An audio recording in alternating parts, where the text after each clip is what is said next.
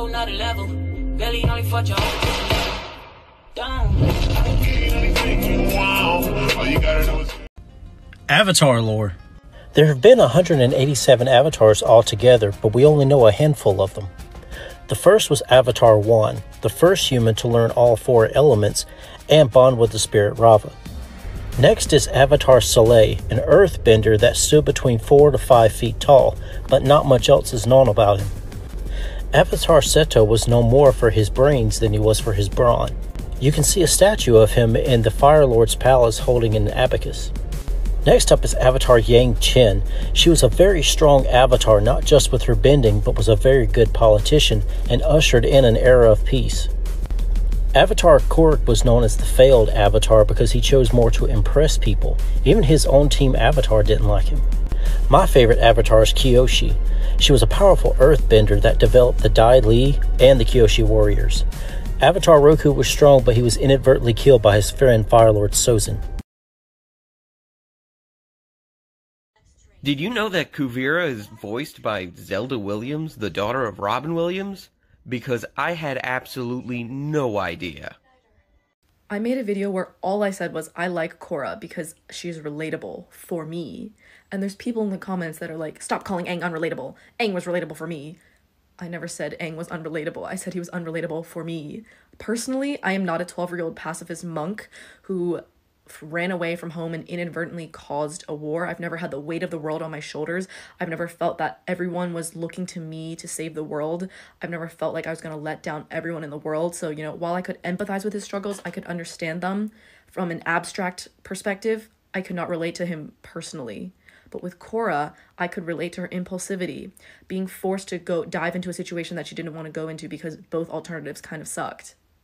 So Korra was relatable for me. That doesn't mean you can't relate to Aang. Just for me personally, I found Korra to be more interesting because I could relate to her on a personal level in addition to empathize with her. Reading comprehension. Aang is the most mature member of Team Avatar. Before you break out the pitchforks, before you scroll up, chill. Listen. To recap my previous video, Aang is a mental and physical 12-year-old boy in a world that he does not recognize. Every member of his race that he knew and loved is gone. Via genocide. By the Fire Nation. Every day he lives with the guilt that he wasn't there to protect his people. Meanwhile, he was just a kid blindsided by incredible responsibility. And instead of being sad and bitter, instead of blaming the Fire Nation, instead of hating everyone and everything, he chooses to be happy. He chooses not to leave Zuko behind, and accept him as his teacher and not hold a grudge against him or his nation. When faced with Fire Nation children, he adopts the name of his old Fire Nation friend and teaches them how to dance. He is so unapologetically good, when he has every single reason not to be. Why is loving fun and valuing life immature? Hey there, Asami, right? Great train house. Maybe you can give me a personal tour sometime. What do you say? I do like the idea of putting you on a train and sending you far, far away. That's funny. I like funny dames. Maybe I should introduce myself. I'm Prince Wu, future king. Yeah, I'm aware of who you are. Don't let my reputation intimidate you. I'm still human just like everyone else. Only more human. Like extra human or superhuman. Superhuman. So what do you say? Can I show you a low-key night out with a superhuman soon-to-be king? Prince Wu, President Raiko has some really important king stuff to talk to you about. Now? Fine. Think over the offer. I'll be back. This character's mom doesn't love them. Oh shit. This character can do the splits. Damn! Character does a kick into a split.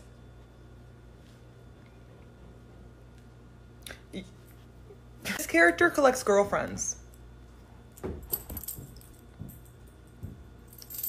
You know she does. She a top.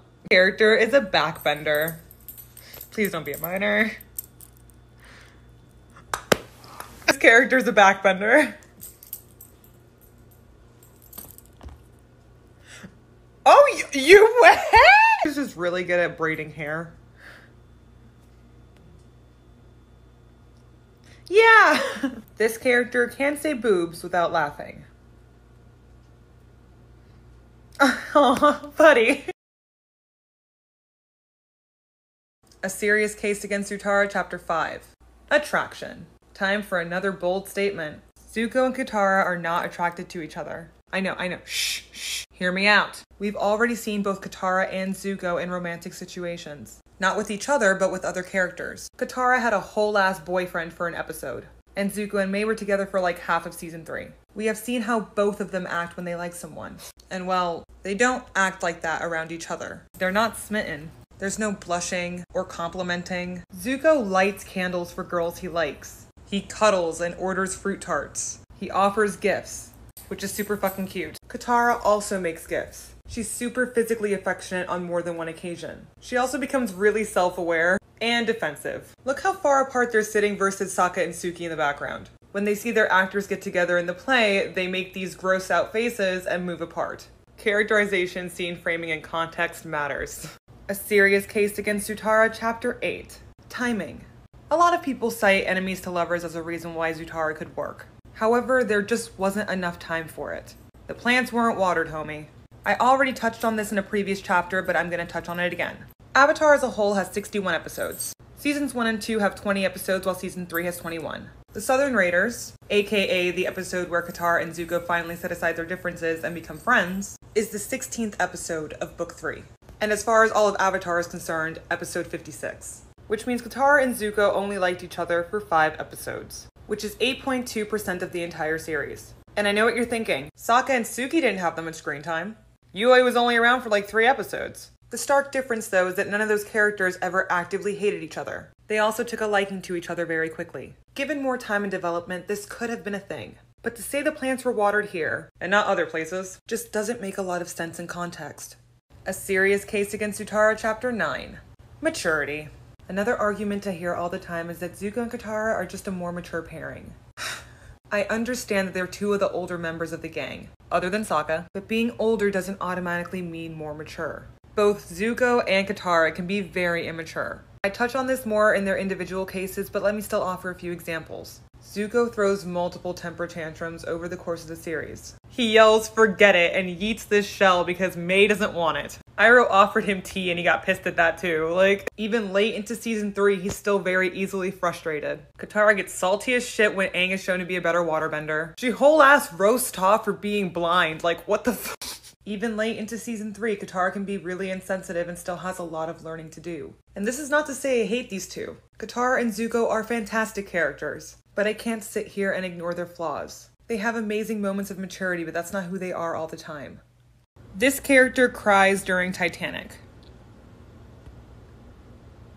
Oh man. This character is a Trump supporter. No, that's not true. This character is uncomfortable at a party and calls their mom to pick them up. Oh. This character gets ghosted often. Oh, Papa! This character unironically likes Twilight. Yeah. This character only pretends to like you so you buy them dinner. This character spent the night in jail for public indecency.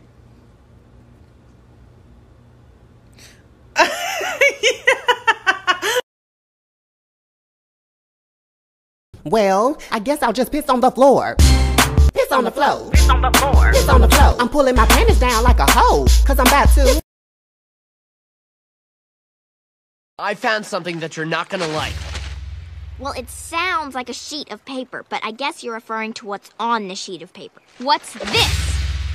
I don't know! I mean, seriously, what's with you people? I'm blind! A Serious Case Against Zutara, Chapter 7.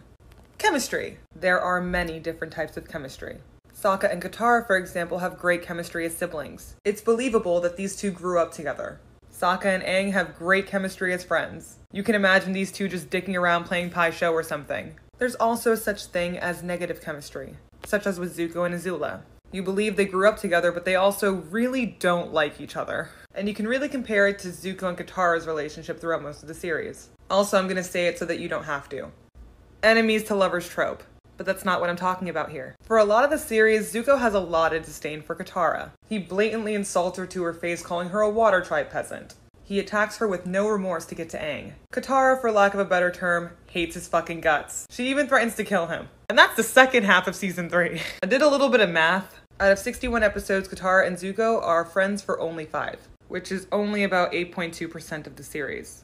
Okay, just noticed something. Watch this, because apparently Tenzin has, like, Spidey sense, but Airbender version.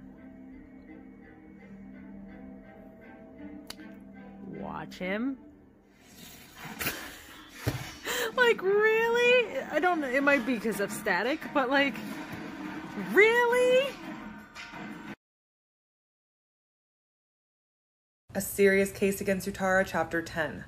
Change. Zuko changed for the better. And Katara didn't see like 90% of it. I think sometimes we as viewers confuse what we see with what the characters see. We saw the beginning of Zuko's change of heart all throughout season 2. We saw his backstory, him interacting with family, being nice to kids, going on his first date, all of it. Katara did not. When she spots Zuko working at the tea shop toward the end of season 2, she panics. She goes to snitch on him because for all she knows, he could be laying low ready to strike again. Because one of her freshest memories is him doing this shit. And he didn't want her help when Iroh got hurt either. And when Zuko pops up again here, Katara's not having it. Because the last time she trusted Zuko, he did this. The only one in the group not instantly opposed to Zuko was Toph. Because she wasn't there when he was on his bullshit. And she could sense that he was being sincere. We saw Zuko change. Katara had to see it for herself. So with Korra coming to Netflix, I'm seeing a lot of y'all simping for Kuvera, which I totally get, but I think it's a good chance to talk about one of the key ways in which fascism operates.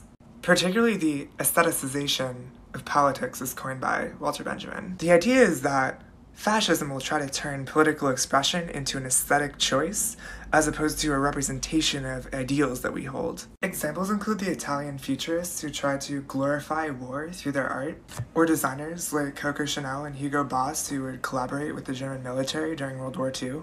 And I think you can tell that the creators of Korra had these things in mind when they came up with the designs for Kuvera's army. You can see this today with the hyper-militarization of police, using aesthetics to appeal to a certain sense of masculinity and power. So it's important to be aware of this, so we're being sure we're evaluating movements on their ideals, as opposed to their appearance and aesthetics.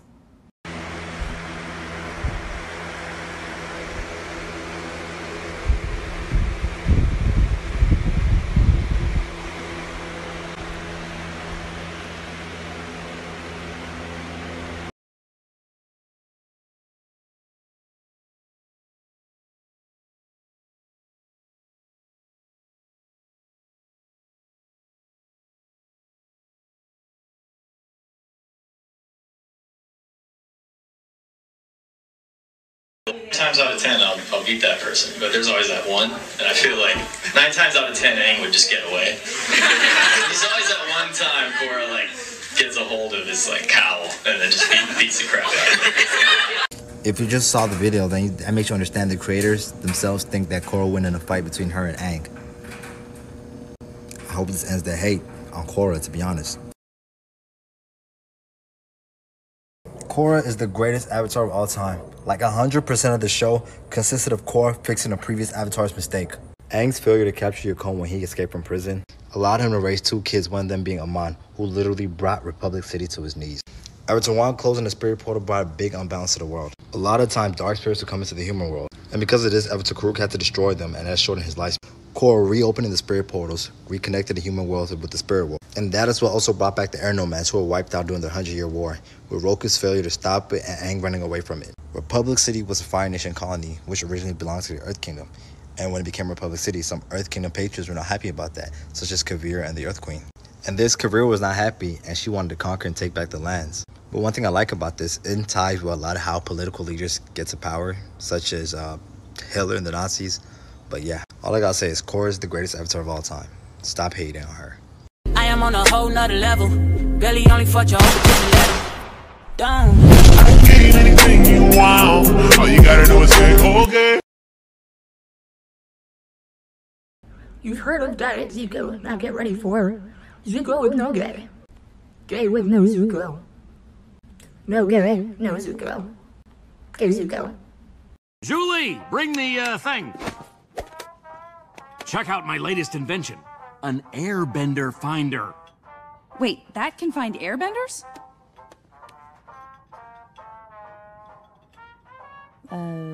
I think it's broken. It's not broken. She needs to airbend into it. How else do you expect the thing to work? Can we take a moment to appreciate Daw's journey as an airbender because it is highly underrated? Alright, who's next? Tenzin made him bald, and for what? That's fine.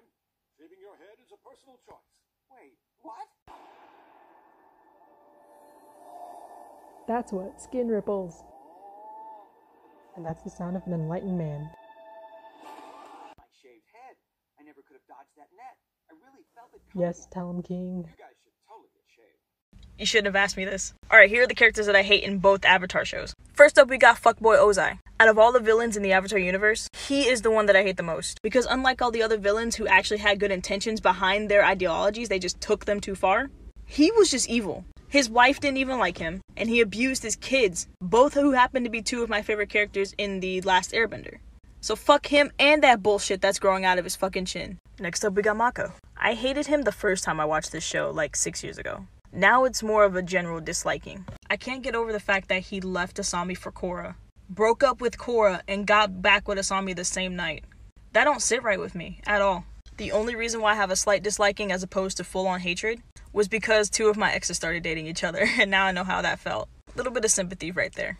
Finally, we got Unalaq. How are you gonna be both ugly and a terrible father? Please pick a struggle. He orchestrated the kidnapping of his niece. What kind of fucking bullshit is that? Get the fuck out of my face, you ugly— I've seen a lot of people criticize Legend of Korra for not having enough scenes with the original gang from Avatar in it, and this is why I disagree with that. I'm not saying that fanservice is always wrong, but I think fanservice only works well if it helps advance the storyline and it's not just there to be fanservice. The Legend of Korra, first and foremost, is about Korra. It's about her journey as the Avatar and how she's facing the issues in her world and how she and her team Avatar work together to address those issues. Aang's time in the Legend of Korra has passed, so it's no longer about his group of friends anymore. It makes sense for Katara to be in the show because she's Korra's waterbending teacher and she's from the Southern Water Tribe and she's Tenzin, Kaya, and Bumi's mother, so it makes sense for her to be in the show because she helps advance the storyline in those circumstances. Same thing with Toph. She's Lin and Suyin's mother and she helps Korra with her mental struggles. It also makes sense for Zuko and Iroh to be in the show because they act as spiritual guidance for Korra. Of course, it would be nice to see the gang together once again, but if the purpose of that is just to show them together, it doesn't really move the plot, and it's just a waste of time in my opinion. Today, Izumi asked where babies come from, and I told her that it's through the stork and that she should have her parents explain the full story. And then I said psych and that it's from sex. Today, Izumi asked me how to get a boy, and I told her that blackmail is always more effective than love notes. Today, Izumi asked me to teach her how to stand up for herself. Instead, I just taught her how to use a knife. Today, Izumi wanted to play games, so we played Pin the Tail on Zuzu's gross eye. Spoilers for Avatar Legend of Korra. Okay, is everybody going? Okay. Why can Korra not learn the lesson that she learned in the previous season? In every single season, she will run headlong into a fight, no matter what the danger is, and she's not thinking, she's not being patient, like Tenzin tells her in the first episode. I mean, she loses her bending, she loses Rava, nearly dies, goes into a mental breakdown, and has to retire for 3 years. But I guess the moral of the story is, just because you're powerful doesn't mean you're bulletproof. But another moral is have a battle plan before you rush into a fight. Next up, screw this guy. If a person treats you like this that you love, you need to leave them. Don't be a Mako, okay? Mako's a dick. Don't be Mako. You need to love like a bolin, unconditionally, forever, and go all out for the person you truly care about. Dance like a god. Dance like a god.